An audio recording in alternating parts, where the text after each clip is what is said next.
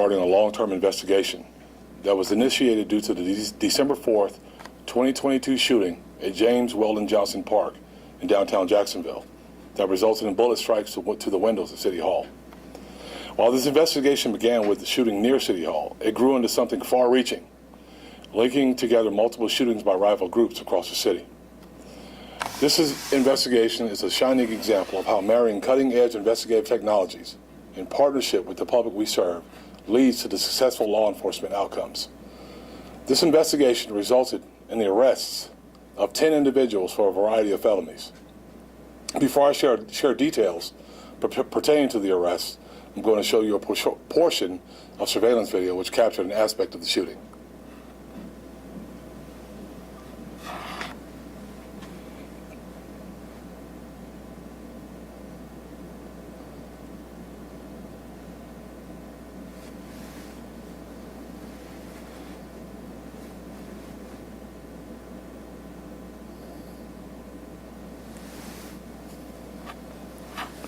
This was not an attack on City Hall.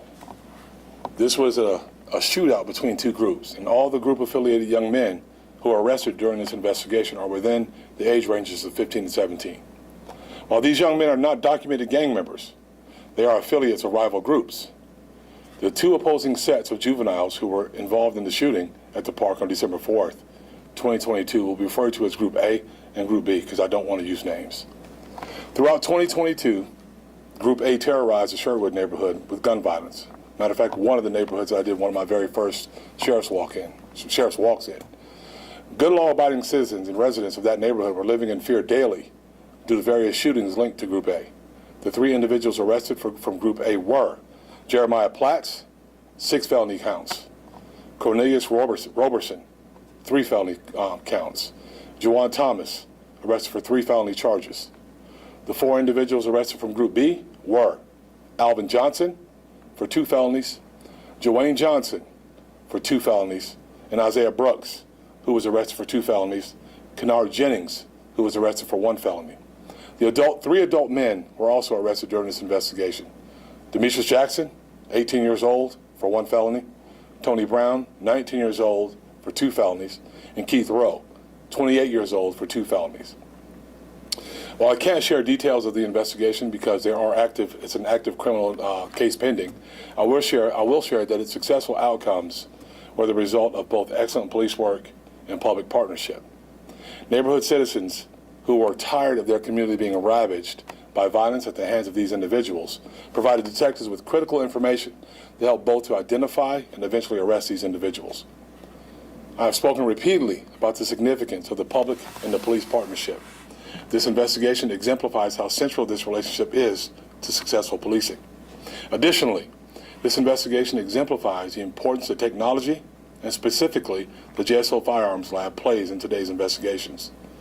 Through using forensic firearms and NIBIN, the National Integrated Ballistics Information Network, JSO detectives gathered critical information that linked firearms and firearm components between shooting scenes.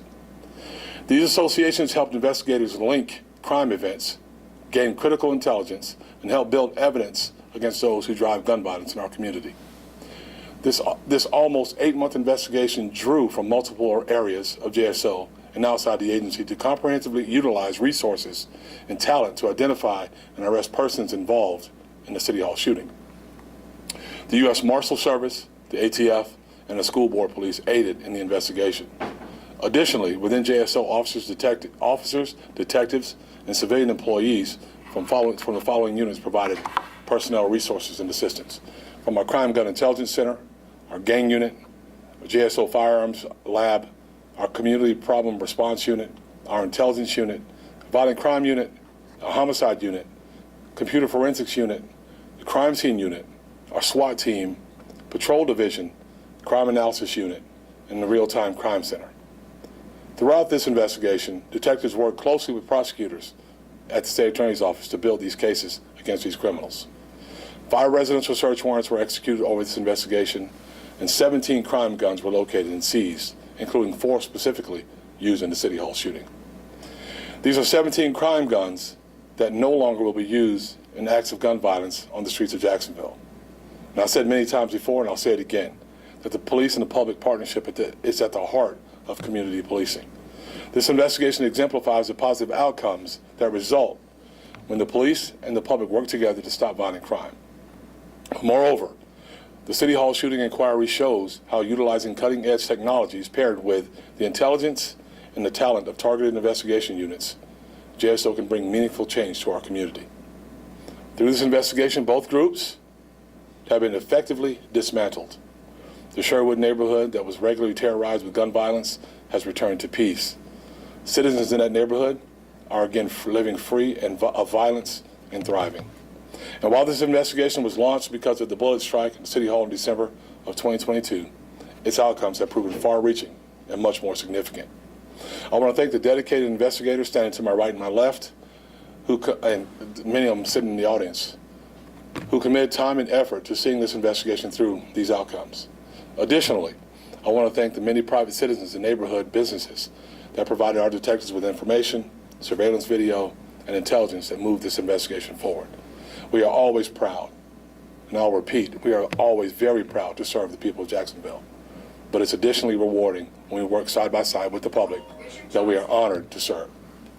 Again, I can't comment on pending criminal cases, but I'd be happy to answer any questions that you may have at this time. Yes? So the charges that this group is facing, they're all directly related to the City Hall incident? Some of them are City Hall and some are incidents connected to the guns. So could any further charges come to these individuals since you said had a history of terrorizing that Sherwood area? That's very possible. I can't speak to details right now, but it's very possible, yes. Sheriff, what was the beef generically between these Group A and Group B that led to a running gunfight? It's hard to tell, Dan. Sometimes it's as simple as something as simply as someone saying something to someone else the wrong way, or making a rap video that this is the other group. It really makes no sense, and there's really no reason for it. You see, he dropped the gun, first of all. He ran back to pick it up, and he just recklessly started squeezing off rounds, and there were rounds being returned. Is the Sherwood area going to see any changes in patrolling now that the terror is over? Like I said, that was my first walk, was in that area. It's being patrolled like the rest of our city.